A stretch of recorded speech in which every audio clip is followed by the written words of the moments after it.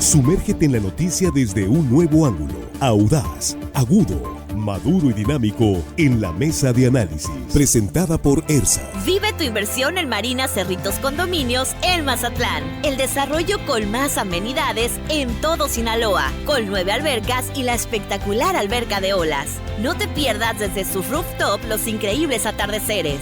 En ERSA, embellecemos espacios y los llenamos de vida.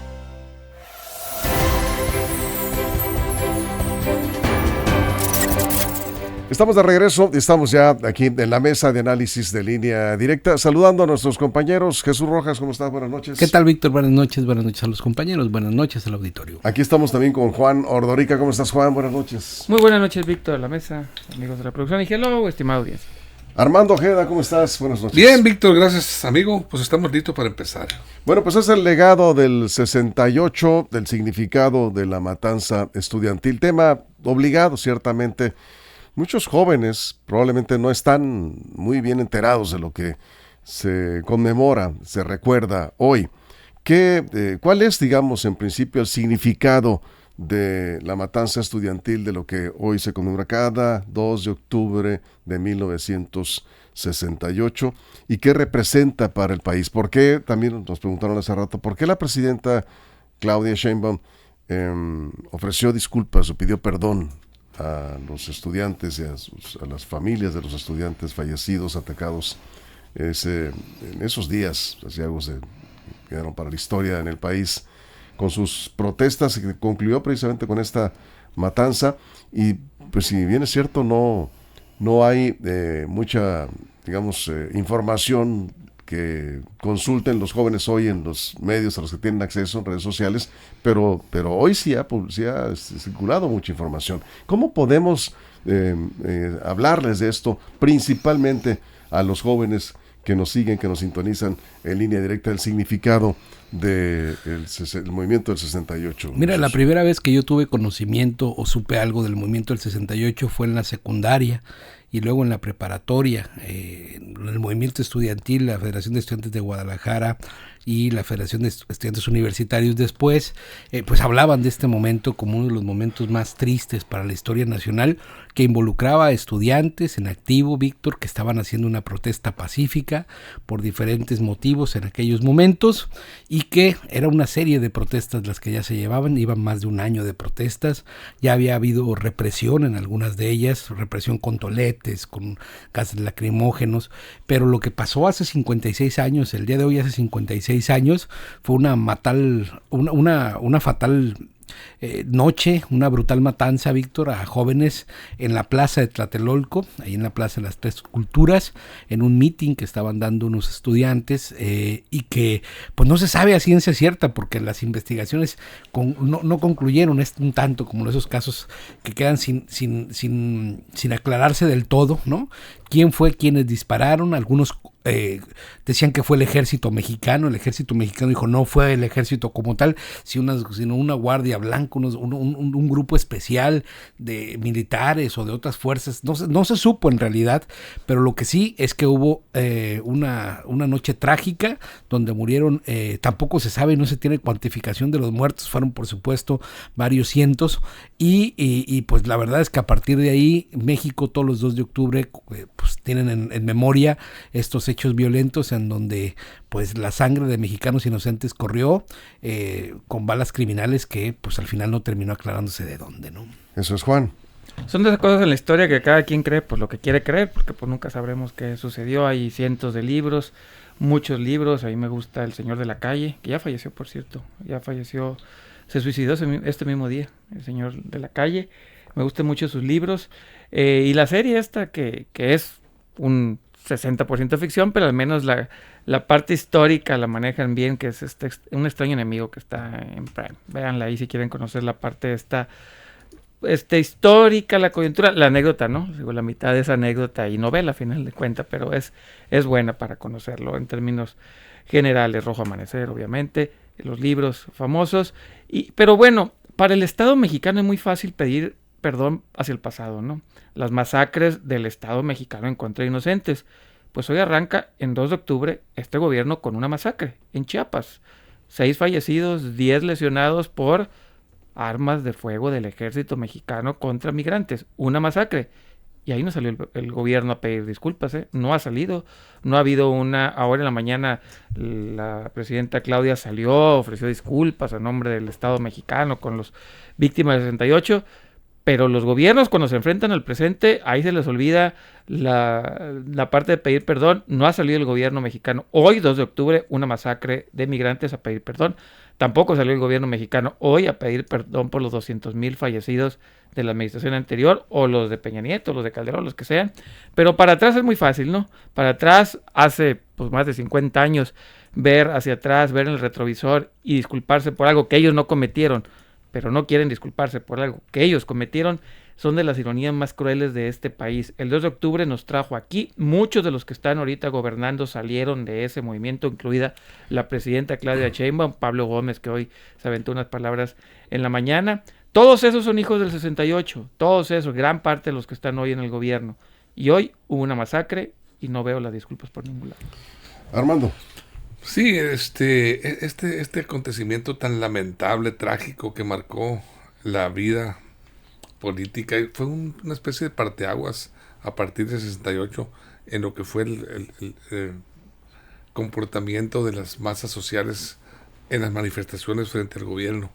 Se le conoció como la masacre de Tlatelolco, también otros lo conocen la matanza de Tlatelolco, la matanza del 2 de octubre y el movimiento estudiantil del 68, porque ocurrió precisamente en el año de 1968, el 2 de octubre fue la matanza esta. Ocurrió durante el gobierno de Gustavo Díaz Ordaz, aunque el culpable, que históricamente muchos lo culparon, fue quien fue después su sucesor en la presidencia, Luis Echeverría Álvarez, que era secretario de Gobernación en ese momento y que al parecer pues dio las órdenes para la represión que se generó en la llamada Plaza de las Tres Culturas ahí en la Ciudad de México. Yo creo que ha sido la más grande rebelión política y social en México, este movimiento estudiantil, después de la Revolución de 1910. No se ha visto otro hecho de esas magnitudes y tampoco un acto de autoritarismo y represión tan cruel y sanguinaria por parte del gobierno mexicano. El 2 de octubre marcó definitivamente, yo considero, un parteaguas en la vida política de México y en la lucha por la defensa de los derechos humanos, la libertad de expresión, la democracia y la justicia social, que era lo que clamaban los estudiantes. Empezó con manifestaciones y huelgas en la UNAM y en el Instituto Politécnico Nacional, en el Poli, como le decían los estudiantes. Ahí empezó, y yo creo que lo que generó esta decisión del gobierno de reprimirlos fue que estaban a 10 días de la celebración de los Juegos Olímpicos en México. Pues bueno, que sería por primera vez transmitido electrónicamente a todo el mundo. México no quería aparecer ante el mundo como un país en desorden y se estaban amenazando con boicotear los Juegos Olímpicos, este movimiento estudiantil al que se habían sumado no solo eran estudiantes, ya universidades de todo el país, y se habían sumado sindicatos y muchos activistas sociales, como los que ahorita mencionaba Juan. También estuvo Rosario Ibarra de Piedra, que fue la fundadora de Eureka, que pues la que andaba buscando, todavía ha seguido buscando a los jóvenes desaparecidos que nunca se supo dónde quedaron. Y Efigenia Martínez, que es ahorita la presidenta de la mesa directiva del Congreso de la Unión, que fue la que le puso o pretendió ponerle la banda presidencial a Claudia Sheinbaum ayer, ya de avanzada edad la señora. Toda esa gente, muchísima gente, y por supuesto políticos que están ahorita en el poder, diputados, senadores, diputados federales, alcaldes, sido gobernadores que han desfilaron por ese movimiento, por esa lucha. Otra pregunta que hacen hoy los jóvenes, y me refiero a los jóvenes porque estamos hablando de los jóvenes de hoy, que de alguna manera pues eran los jóvenes de aquellos tiempos, aunque las demandas hoy son distintas, la condición social es distinta, en el país hay más, digamos, más libertades comparado con aquellos tiempos. ¿Se hizo justicia a No. los fallecidos? No. Porque recuerdas que el gobierno hablaba entre 20, 30 fallecidos nada Sí, más y cuando- resultaron más de 300. Bueno, ¿no? sí, porque además, fíjate, había un control extraordinario de los medios de comunicación. es. Al día siguiente, Jacobo Salbudowski salió a decir lo mismo que dijo Tatiana Cloutier hace unos días, ¿no? Que era un día soleado, ¿no? Entonces estas ideas de seguir como menospreciando lo que pasa, pues siguen vigentes, ¿no? Y te vas dando cuenta, por ejemplo, Manuel Bartlett involucrado, por supuesto, en esto, está ahora en el gobierno. Bueno, estuvo, ya por fortuna ya no está, pero estuvo ahí involucrado también Porfirio Muñoz Ledo, un orador que defendió a capa y espada en aquel momento a Gustavo Díaz Ordaz. Es más, el propio presidente de la República en ese momento militaba dentro del corrupto y podrido revolucionario institucional, que al final de cuentas era el que tenía el control absoluto de la política en ese país, Víctor, que decidió abrir fuego contra estudiantes. Es decir, muchos de aquellos que fueron parte de esa historia negra, no estoy diciendo que Andrés Manuel lo fuera, pero sí estoy diciendo que él militaba en ese partido político en el cual es el culpable absoluto de esa matanza contra estudiantes en el 68.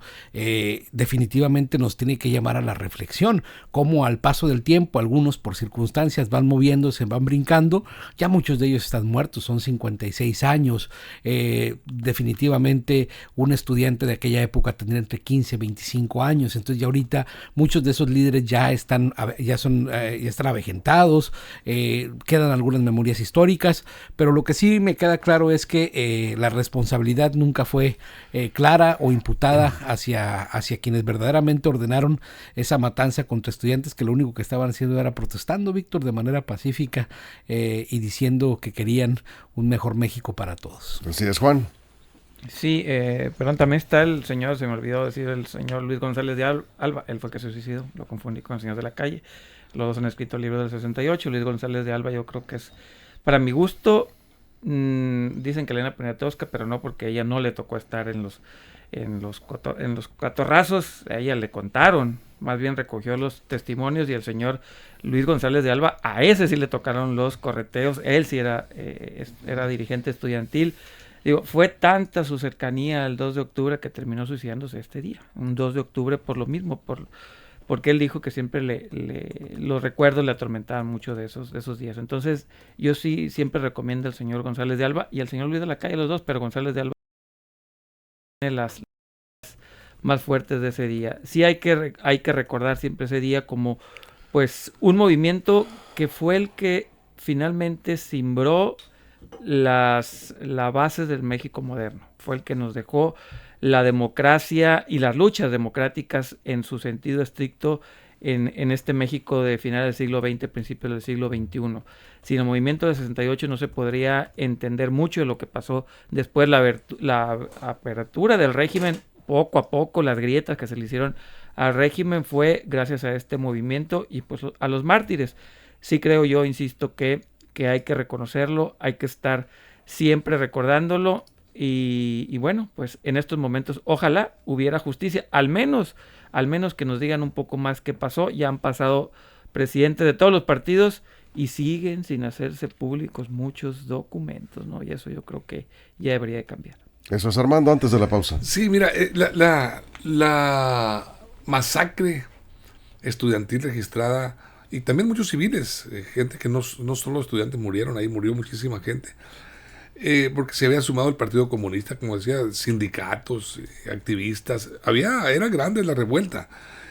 Pero antes del 2 de octubre, creo que unos días antes, un mes antes, ya la policía de granaderos del Distrito Federal y el Ejército mismo tomaron por asalto la UNAM y el Politécnico Nacional. Y generaron la renuncia del rector de aquel entonces, del rector de la UNAM, Javier Barrios Sierra. Renunció al cargo precisamente en protesta por la violación de la autonomía de la UNAM por parte de las Fuerzas Armadas, el Ejército, esta Guardia de Granaderos.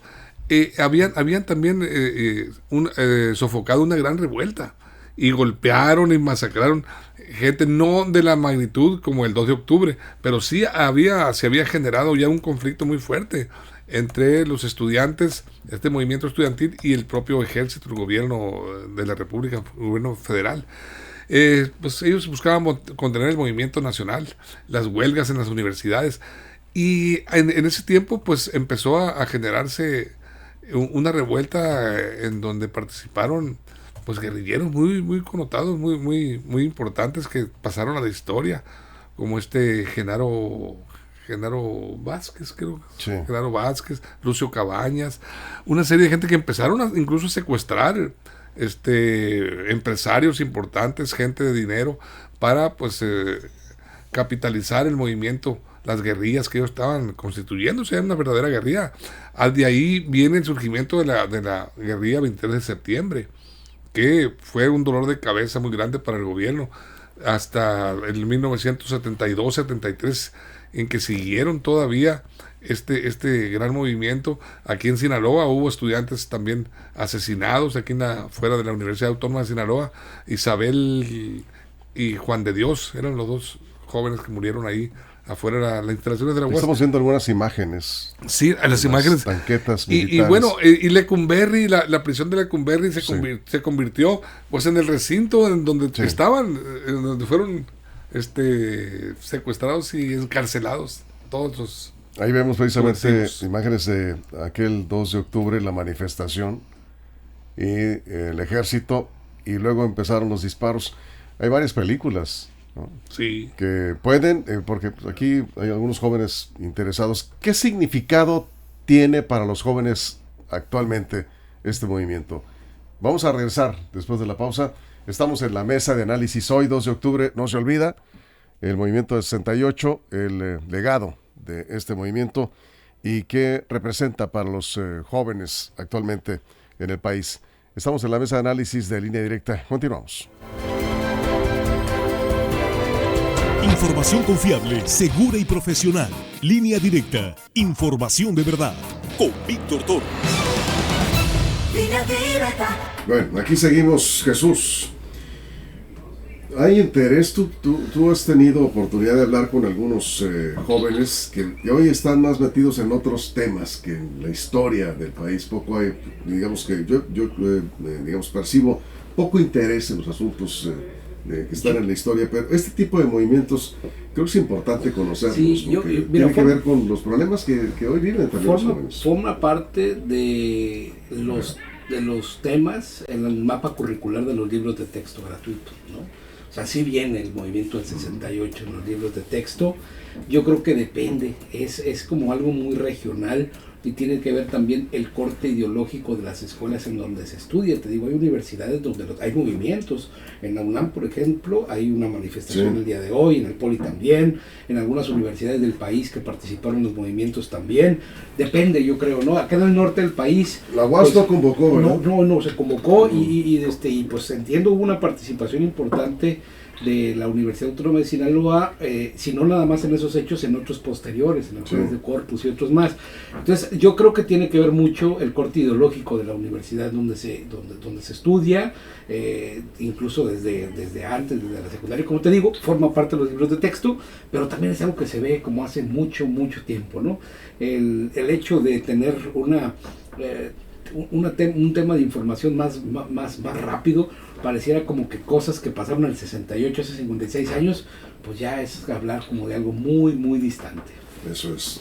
Juan, aquí te están diciendo, Guadalupe Angulo, dice, para sacar lo negativo, sí vas hacia atrás. Dice, Calderón fueron 72 migrantes en un día, pero pues como no había un récord, seguro fueron miles. ¿Qué opinas sobre esto? Pues dije, yo creo que les saludo y gracias por escuchar, pero creo que no alcanzó a escuchar, que dije, deben haber pedido perdón por la sección anterior, por Peña, Calderón y Fox y los que sean. Lo dije así, con todas sus letras. Aclarado. Le puede poner rewind y lo escucha y va a ver que eso dije, ¿no? Entonces, no tengo problema alguno en que lo reclamen.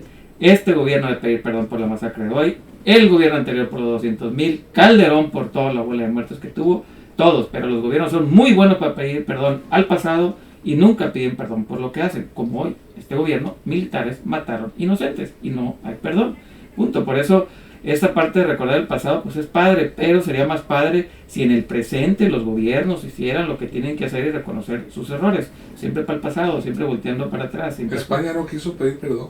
España no existía, es una tontería, es un inculto e ignorante el que lo hace, ¿no? Y bueno, y para seguir con ese tema, yo creo que es algo así como el 1 de mayo, algo que nos contaron, lo seguimos celebrando, pero al menos ya mi generación, yo creo que de mi generación en adelante el 2 de octubre se convirtió en algo así como que en el éter, existió, lo estudiamos, lo leemos, pero hasta ahí, no lo vivimos, que eso es bien distinto, estudiarlo a vivirlo. Ya una generación que no vive un suceso, pues poco o nada se puede empapar de él. Armando.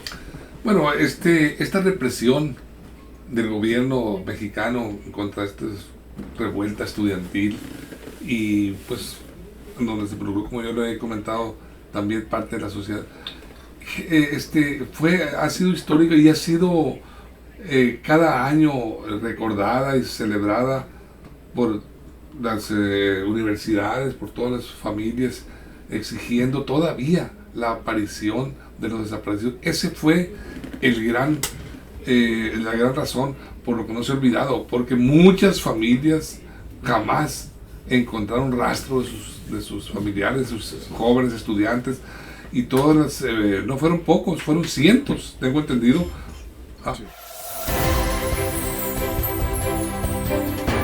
Estamos de regreso, aquí estamos hablando en la mesa de análisis del movimiento del 68, el legado y cómo impactó en la vida social, política y cultural del país la matanza estudiantil. Jesús. Necesitamos conocer de nuestra historia, Víctor, para no repetir actos como criminales como esto. Cuando estabas poniendo las imágenes aquí en pantalla, eran tanquetas, tanques de guerra, hombres armados que estaban y salieron ahí no para defenderse contra grupos criminales, era para un grupo de estudiantes, de jóvenes, mujeres y hombres, algunos niños también que estaban manifestándose y que no llevaban armas, iban nada más con pancartas a hacer las exigencias que en aquellos momentos ellos creían eran justas. Y entonces la respuesta del gobierno, la respuesta fue violenta, fue contundente, abrieron fuego, hubo más de 2,000 detenidos esa noche, los llevaron algunos a Lecumberri, como dice Armando, otros tantos al Campo Marte, fueron violentados en todos sus derechos, la libertad de manifestación no se vio por ningún lado, y pues ese era el PRI, eso era el gobierno que teníamos en aquellos tiempos, en donde el control era absoluto, total, donde si tú querías manifestarte, inmediatamente te caían, te hacían las que te hacían, y además, si al día siguiente querías publicar una columna escribiendo sobre ello, pues te quitaban el rotativo, te pedían que salieras del aire, no podías decir nada tampoco, ¿no? Los tiempos han cambiado para bien y por eso es que debemos de recordar estas fechas para que nunca más se repitan este tipo de hechos. Es importante recordar la historia. Eso es, Juan. Sí, repito, que a la generación anterior a la nuestra, que hoy le toca gobernar, son los que finalmente son herederos de ese movimiento. Por lo tanto, deben de comportarse bajo las banderas y luchas que así tenían ellos en su juventud, ¿no? ¿Cuáles eran, digamos, las banderas? Tolerancia, sí, era una tolerancia. Ustedes dirán si el actual gobierno o sus miembros son tolerantes. Libertad de expresión, libertad de prensa, y sobre todo que tuvieran voz los que no tenían, las minorías, por cierto, eso, el respeto a las minorías. Yo pediría que hagan lo mismo, ¿no? Ese movimiento pues era eso, venía de las minorías construyendo, eso sí, espacios para que más voces se integraran a la sociedad. Yo creo que esas banderas de aquellos movimientos de la lucha del 68, las libertades de prensa, de palabra, a las minorías, todo eso yo creo que debería de en este momento en México pues seguir creciendo. Y también la parte de la militarización.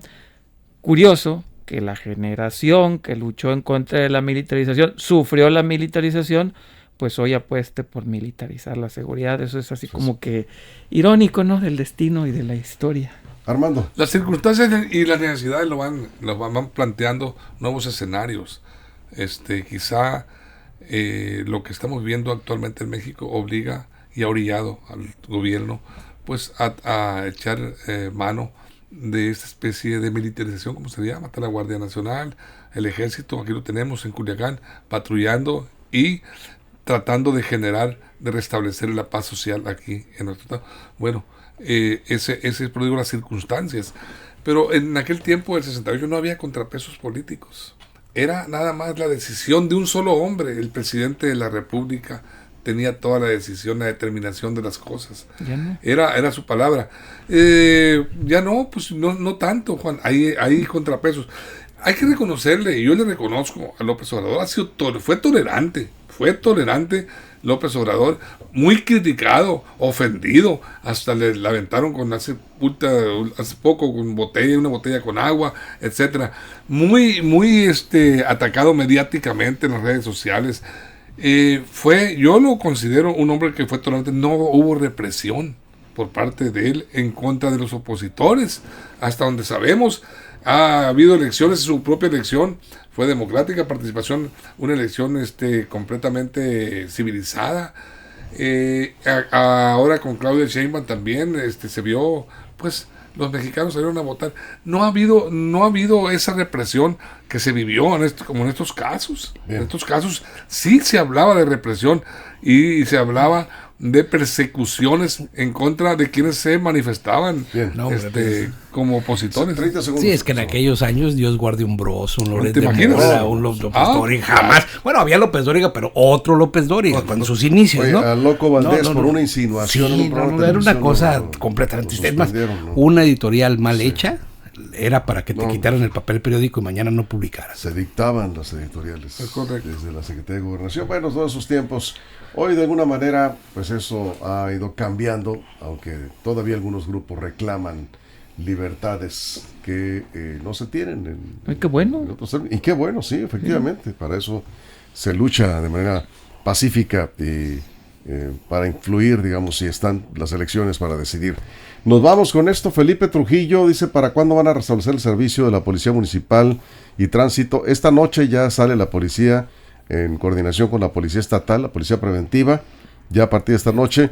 No dio más detalles el alcalde Juan de Dios Gámez porque no ha informado al Ejército si concluyó ya la revisión de la licencia oficial colectiva de armas, pero ya saldrán esta noche. Y qué bueno, porque pues lo están dice dando muy bien el radioescucha, el servicio, así es el servicio público a la seguridad.